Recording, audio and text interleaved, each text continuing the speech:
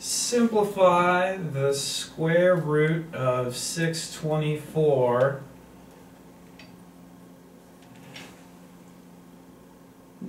completely to a square root b. Find a. So the way that we need to solve this problem is we need to find a perfect square inside of 624.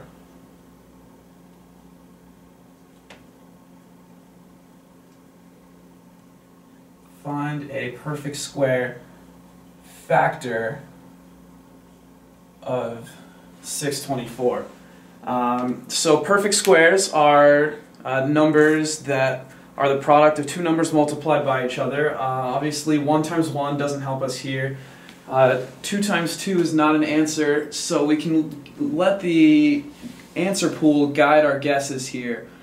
So 39 times 39 is going to be way too big, because essentially when you have a squared times b in a square root, this is equal to a times the square root of b. Essentially, we're taking the square root of a squared times the square root of b. And so by taking a squared out and applying the square root, we can take a number and put it in the form of a square root b. So in this case, 39 is going to be way too big. 37 is also going to be way too big.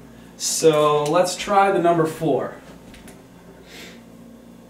So 4 squared is 16. So we need to see if 16 divides 624. So we'll put a 3 here. 3 times 16 is 48. 14 comes down. 144 left. And we know that 16 times 10 is 160. And 160 minus 16 is 144. So I have a pretty good guess here. 16 times 9 is 144, comes out to 0. So we can say then, because we know that 16 is a factor of 624, we can say the square root of 624 equals the square root of 16 times 39.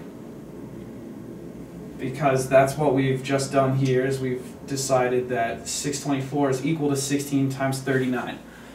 And 16 is a perfect square.